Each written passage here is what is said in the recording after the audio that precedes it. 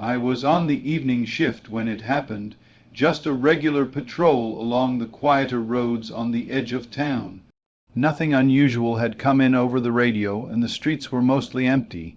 It was one of those slow days where you expect nothing more than routine checks. I had just turned onto a narrow side road near a cluster of old storage buildings, when something small darted into the headlights of the vehicle. I slowed down immediately, thinking it was just another stray dog. When I stepped out of the car, I saw it clearly, a small puppy, dirty and shaking, standing in the middle of the road. It didn't run away like most strays do. Instead, it came toward me, its tail low, making short, urgent sounds. I crouched down, thinking it might be injured. It sniffed my hand briefly, then turned and walked a few steps away, looking back at me. At first, I thought it was just confused, but then it came back and nudged my leg. I tried to gently move it off the road, worried about traffic even though there wasn't much. But the puppy resisted, circling back and forth in front of me. It wasn't acting like a lost animal. It seemed to want something. I've dealt with animals before in my job, and there's a difference between fear and urgency. This was an urgency. It barked softly and then walked a few steps down the road, stopping again to look back at me. Something didn't feel right, so I decided to follow it. I left the car parked on the side and walked behind the puppy as it led me down a dirt path beside the buildings. The area wasn't well lit, and there were patches of broken concrete and scattered debris. The puppy moved quickly but kept checking if I was still behind. Every time I slowed down, it came back and tugged lightly at my pant leg with its teeth. The path led behind the buildings where the ground dipped slightly. There were old drainage channels there, some of them partially covered with broken slabs. The puppy stopped near one of these openings and began barking more loudly now, pacing back and forth. I approached carefully and looked down.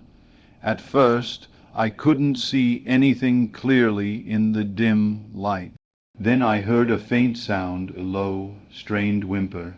I turned on my flashlight and pointed it into the opening. Inside, about 6 or 7 feet down, was a larger dog. The puppy's mother, I assumed. She was lying awkwardly on her side, unable to move properly. One of her hind legs looked trapped between broken pieces of concrete. She lifted her head slightly when the light hit her, but she didn't try to move much. It was clear she had been there for some time. The space was too narrow for me to climb down safely, and the concrete around it looked unstable. I knew I needed help. I radioed for backup and explained the situation, requesting assistance and basic rescue equipment. While waiting, I stayed near the opening, speaking softly to the dog. The puppy stayed close to me, occasionally peering into the gap and whining. It took about 15 minutes for another unit to arrive, along with 2 workers from a nearby maintenance team who had tools. We assessed the situation together.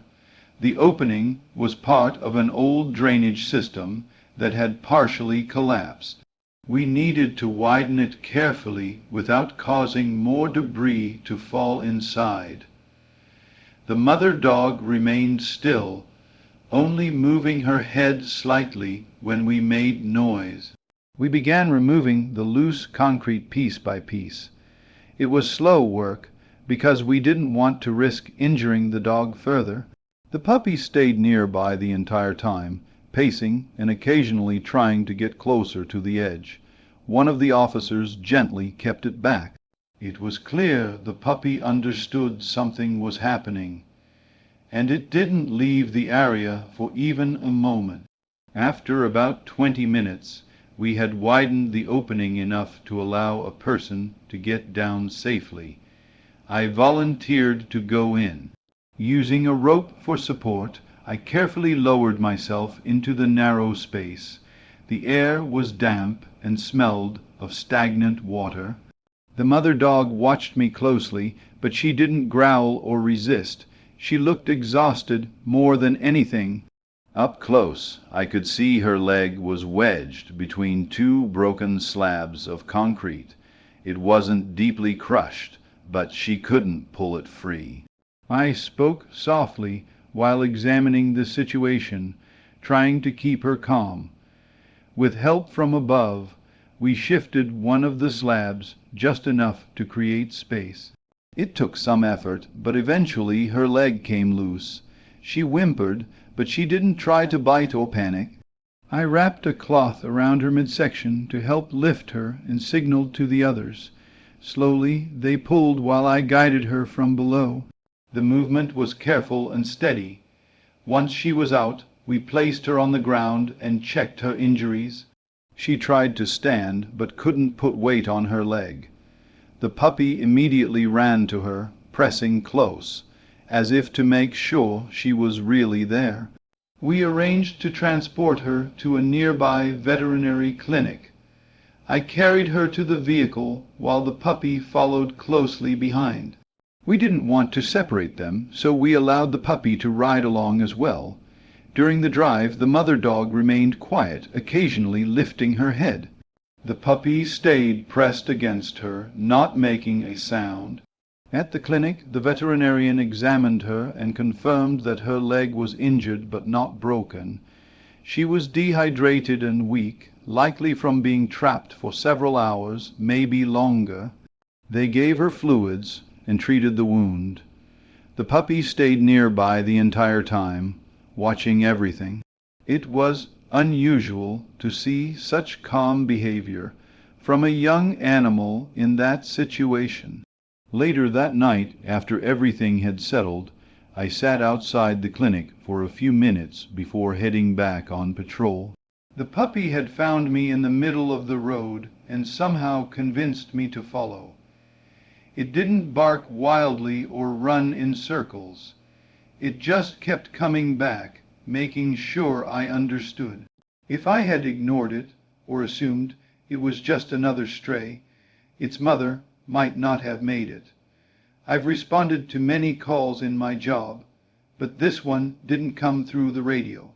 It came from a small animal that knew exactly what it needed to do. Sometimes help doesn't arrive the usual way. You just have to pay attention when it does.